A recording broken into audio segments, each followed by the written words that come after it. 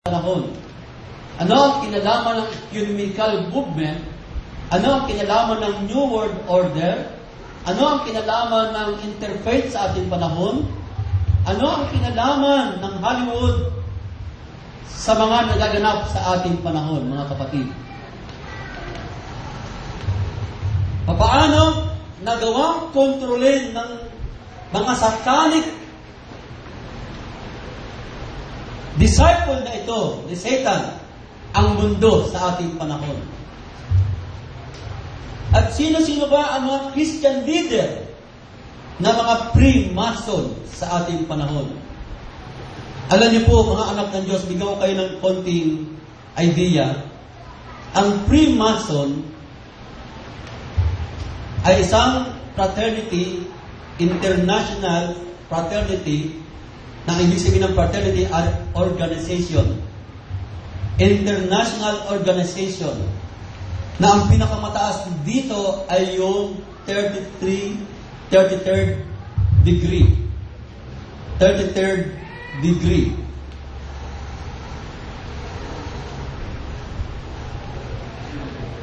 O 33rd degree Freemason. Yan ang pinakamataas, mga kapatid.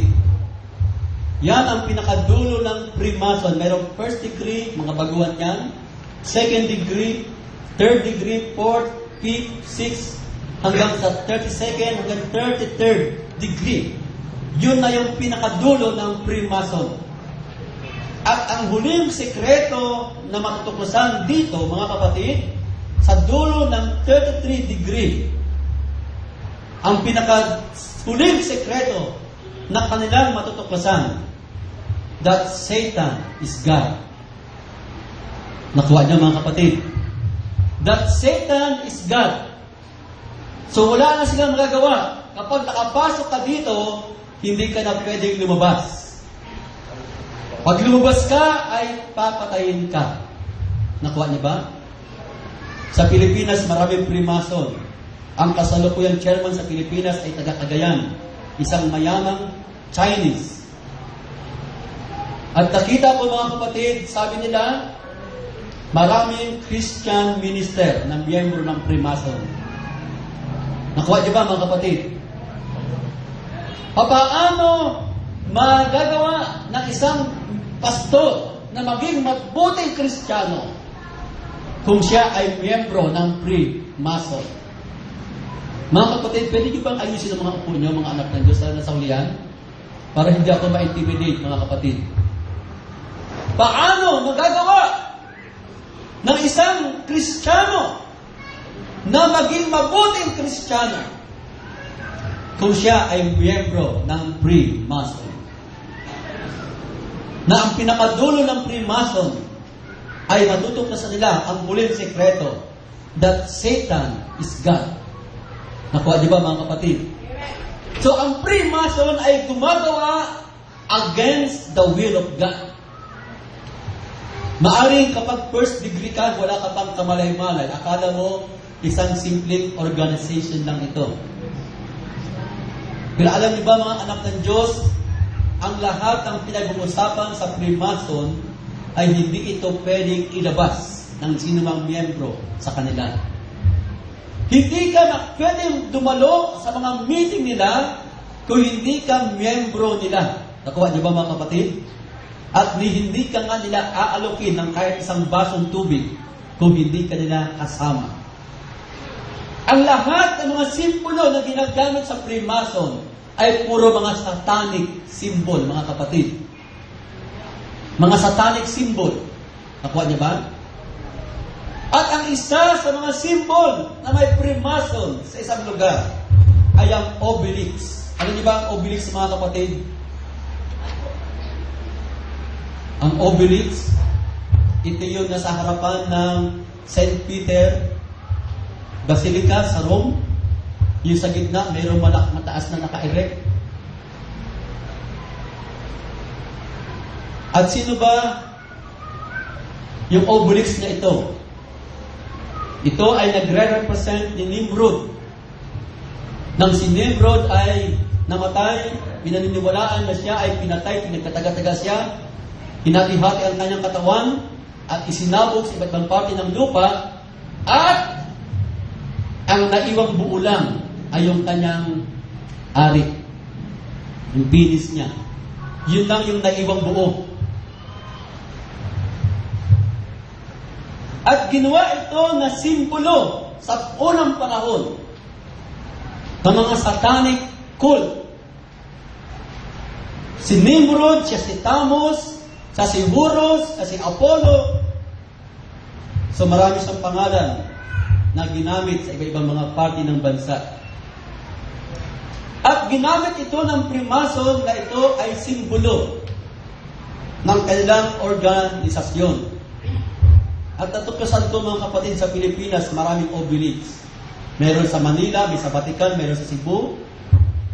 At ito ay pagkapatunay na kung saan mayroong obelisk ay may Freemason dito. At ang pinakamalaking obelisk, alam niyo ba kung nasaan mga kapatid?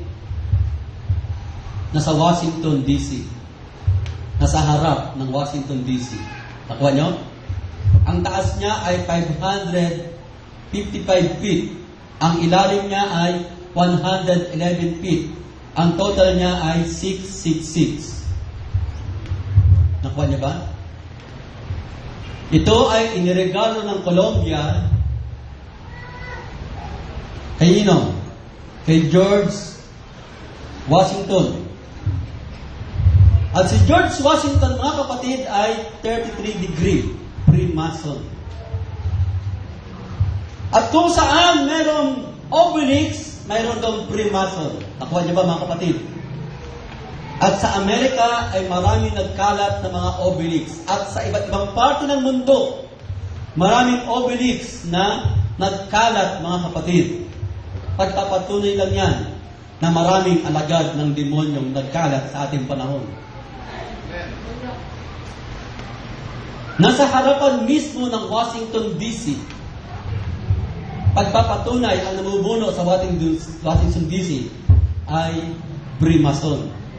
Alam niyo ba mga kapatid, si Obama ay 32nd degree ng Freemason. Paano ko nalaman? Pero kasi silang mga singsing, mga palatandaan na ikaw ay Freemasons. 32nd degree si Obama. So nakuha niyo ba mga kapatid? Malapit na siyang umabot sa 33 degree. At ang pinakahuling sekreto na matutuklasan nila, that Satan is God. Meron doon satanic root na kapag nakarating ka doon, malalaman mo ang huling sekreto na si Satanas ay Diyos. Umayaw ka man na wala ka nang magagawa, mga kapatid. Nakuha niyo ba? Nandoon ka na, kinakailangan mo na lang ituloy ang iyong layunin. So maraming Christian leader sa Amerika na miyembro ng Freemason. Alam niyo ba kung sino-sino mga kapatid? Sino ang nakikilala kay Reverend Jesse Jackson? Si Billy Graham. Si Billy Graham ay 33rd Freemason.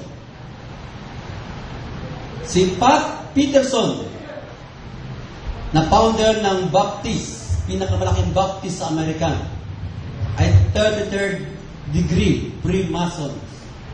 At isa siya sa mga nagsulong ng ecumenical movement. Nakuha niyo ba mga anak ng Diyos? Marami pong na-deceive sa ating panahon. Maraming Christian leader ang miyembro ng Freemason. Ang isa pa sa kumikilos sa ating panahon ay ang Illuminati. Hindi ko po ito bibigyan pa ng detalye, bibigyan ko pala kayo ng clue, mga kapatid. Alam niyo ba, ang isa sa mga paniniwala ng Illuminati, mga kapatid, si Adam daw at si Eva ay kinulong ng Diyos sa Garden of Eden. At dahil sa katalinuhan ni Satanas, si Adan at si Eva ay nakalaya sa Garden of Eden. Isipin mo raw, sabi pa nila, mabuti pa si Satan